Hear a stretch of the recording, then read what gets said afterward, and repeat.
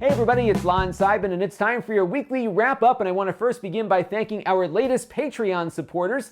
They are Liam Jaffrey, Mark Riddell, Joseph Arner, and an upgraded pledge from Jotaja Itzi. I hope I pronounced your name correctly. And I want to thank all of you for your support of the channel over the last week, and your names will be added to our new credit roll that will begin after the 1st of December. So thank you all for your support of the channel. So this week we got a bunch of stuff done, a lot of cool stuff actually. We had our live game stream from the Alienware Steam Machine. This was sponsored by Alienware. They provided the Steam Machine as well as our giveaway prizes, which I'll announce the winners of in a second. And they helped us with a little bit of a budget to cover the pizza that we had before we started the stream. But we did some living room gaming on the device. We found some games that were SteamOS compatible that were kind of fun actually to play on a PC. So you can check out that stream. I'll be uploading it very shortly. The live stream is available at the link that I had provided when I tweeted it out, but I'm going to upload a cleaner version of it because we had a couple of drop-offs during the stream and I was like futzing around with it and stuff. So I'm going to kind of trim out those sections and just have it be straight gameplay throughout. So be on the lookout for that. Maybe I'll get that up tomorrow. Those tend to tax my computer a little bit, the longer ones, for all the encoding that goes on with that. So stay tuned. I will have that stream replay up. I also wanted to announce our giveaway winners from that live stream. We had a really cool Steam Valve giveaway, which involved the entire library, and Warren Bennett and June Liu both won that prize. It was the entire Valve library on Steam, so all of their games that they made in the past, as well as any new Valve games, will be coming up also. That's like a $99 value. So they didn't get the full Steam library. They just got what was available from Valve. I want to thank everyone who entered the contest. Unfortunately, there can only be 2 winners on this, but it was really great to have so many people participate, and there will be more giveaways to come, so stay tuned. We'll be doing some more in the near future, so don't worry if you didn't win this time. You might have a chance at winning again in the future. We also took a look at some other cool stuff. We had the Remix Mini PC that I uploaded last night. This is an Android device running with a modified operating system that makes it work like a desktop, and it actually accomplishes that task. I was very surprised, and it works with all of the Android apps you probably already use. So they've really done an exceptional job here. The machine itself is a little bit on the slow side. It's got a very slow processor on there. I think they were trying to hit a certain price point to try to get this out to enough people to probably fund their significant software development effort here. It's really pretty remarkable, even though it doesn't perform all that great. So check out that video. All the videos that I'm referencing are linked right above there, so you can click on there and catch them all if you want to see what you might have missed. We also took a look at the Asus Chromebit, another inexpensive PC. This one running the Chrome OS operating system. Very impressive little device from Asus. I was very pleased with that. We also took a look at the Ricoh Theta S, and this is a 360-degree camera, so you just point it at anything and it takes a picture of the entire scene around it, and it does a very nice job of stitching all of those things together and making it really work, and you can shoot video with it too. My next target with this is to try some live streaming through its HDMI output, so stay tuned. If I can figure it out, I will have that going. You never know when I might pop up in 360 degrees. We also looked at the Acer Chromebook 15. This is their higher end model. It's the i5 version, but it only costs $500, which isn't a bad deal for an i5 processor. I also did a buying guide on this Acer Chromebook 15 because there's like 14 different versions of this. So I kind of stepped through which one I thought was the best deal, and there is a pretty good deal out there with a slightly slower Celeron processor, but it's still very, very quick for what you would use a Chromebook for, and a very impressive Chromebook from Acer. I think they probably make among the best Chromebooks out there because they do make some that are affordable yet have powerful processors. A lot of other manufacturers went with the longer battery life and slower processors. This one is pretty quick, even in its less expensive Celeron variety, so that was pretty cool. And we looked at a printer, and I know a lot of you don't get excited about printers, and honestly, I don't either, but like view for view, printer reviews get exceptionally great traffic on my channel, and the reason is that not many people review printers on YouTube, and yet a lot of people buy printers because they're always breaking and you're always looking for a new one, and they're very cheap, at least to get in the door with. Of course, the ink is another story. So whenever I do a printer review, if I look back like a year later, we get somewhere in the neighborhood of like 30 or 40,000 views on some of these. So that's why I do them. They're not the most exciting products in the world to review, but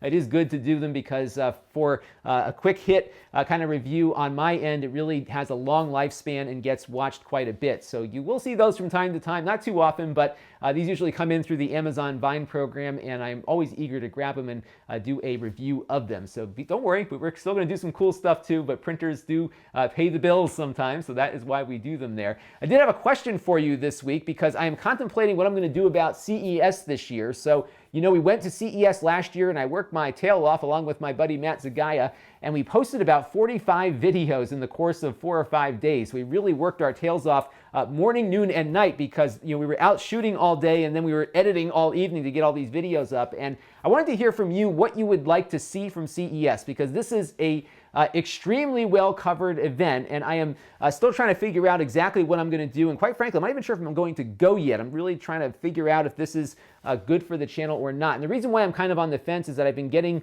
invited to more events that are happening in New York City, where I'm meeting a lot of the brands that I want to connect with to get products in for review. So the need to go to CES is not as burning as it was a year ago, because I'm starting to make the relationships that I was hoping to make. So I'd just like to hear from you, like what you'd like to see, because all those videos that we did last year, I think about 10 of the 40 actually accounted for a bulk of the viewership that we got, and a lot of them came just from search queries and stuff, so things that really didn't happen at the time we were there, but things that just kind of people stumbled upon down the road. So like the self-driving BMW car, that was really cool. And we also got a lot of views on the ODG VR glasses. I guess these were like the augmented reality glasses, AR glasses, that we did there. So those are the two big ones there. The rest of them were kind of lackluster in their viewership. And honestly, I usually get more views for the things that I do here at home than I do all the way out in Las Vegas. So if you could, just leave me a message down below if you watched some of the CES coverage, what you liked about it, what you didn't like about it. And if I do go, I'm going to probably make my decision by the end of the week. Let me know what you'd like for me to do there, because, you know, my channel is not big. I'm not CNET or, you know, any of these other tech organizations that do a lot of coverage there. So I have to be a little bit more nimble and a lot different. And I'd like to hear from you what I should do if I do go there. So do let me know down below. And also how many videos you think I should do. Should I do one at the end of the day or do 40 of them like I did last year? It was fun, but it was certainly a lot of work, and we didn't get a lot of overall viewership on it. So I really would like to get some feedback from you there. I think we've had probably about 400,000 or 500,000 views of that entire set of videos, which is nothing to sneeze at, but for the amount of work and expense that went into it, I actually do better sitting here in my chair. So I wanted to get some feedback from all of you on that. So this week I got a couple of things planned. First thing I want to let you know is that I'm going to be taking a couple of days off. So I do have some content planned while I'm away, but there's not going to be a wrap-up next Monday. So this will be the last wrap-up for about 2 weeks, but don't worry, we'll be back to our usual schedule in time for the holidays. But I have a couple of fun little family things going on, and I need to take a little time off, which is actually much needed. So I'm looking forward to taking a break from my day job as well as the night job here too. But I will be having some content going up while I'm taking my respite, and I will still be in the comment section responding to stuff as I get to it. So don't worry, I'm not going anywhere, just taking a little bit of a breather, but there should be some content up next week anyhow. I'm also going to take a second look here at the Bliss-Box 4Play. This was a prototype that we looked at probably about 2 or 3 months ago. It was part of a Kickstarter that failed, unfortunately, but the inventor of this thing decided to put up his own cash and make it anyhow. So these are now available, and what this does is it lets you use a number of retro game controllers with your computer, and it takes 4 of them. So a very useful little box, especially if you like those old Nintendo and Sega controllers and want to use them on your PC or Android device. It's compatible with a lot of stuff. So we'll take a second look at this and perhaps look at some little firmware tweaks you can make to make it work a little bit better too. So stay on the lookout for this. Got a couple other things planned too. I'm not sure exactly what I'm going to get to yet, so it'll be a surprise when it does happen. And if you want to help the channel, you can go to Lon.TV/Patreon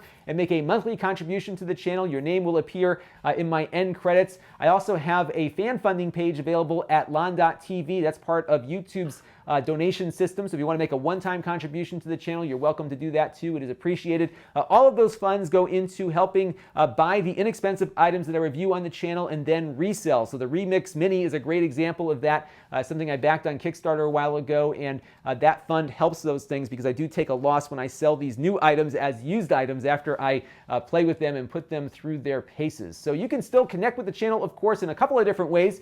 You can go to Lon.TV/email to get on my email list. Lon.TV/Facebook is my Facebook page, and I am desperate to get to 1,000. I'm almost there. So if you can go over there if you haven't already and just like the page, that'll be helpful because it'll let me do some things that I can't do now, like live streaming and a couple of other things that I'm eager to play with. So go over there and just hit the like button if you don't mind. I promise not to bother you too much. And I do post things from time to time there, kind of like bloggy kind of things that I really wouldn't make a video about. So I often post photos of things that I'm working on, and I have some more conversations with viewers. And I have conversations with viewers over at the forums. And Gary A., one of our contributors to the channel, had a good suggestion about creating a new forum where you can show off your battle station where you do all of your work. And I am spread out all over this house, so you probably won't see my battle station anytime soon because there isn't one. This is probably the closest thing over there maybe. But my whole life is a mess right now. I got to get down into my basement again and reorganize everything. But I'd love to see what your battle station looks like at home, and definitely post it up on that new forum there. And as always, I greatly appreciate your viewership. I am going to be taking a couple of days off, as I mentioned, but I'm not going anywhere, and definitely keep those questions, comments, and complaints and praises and everything else you want to say to me coming to the comment section below or on the forums. This is Lon.TV, and thanks for watching. This channel is brought to you by the generosity of my Patreon supporters. If you find the channel helpful, you too can contribute for as little as $1 a month. Visit Lon.TV/Patreon to learn more.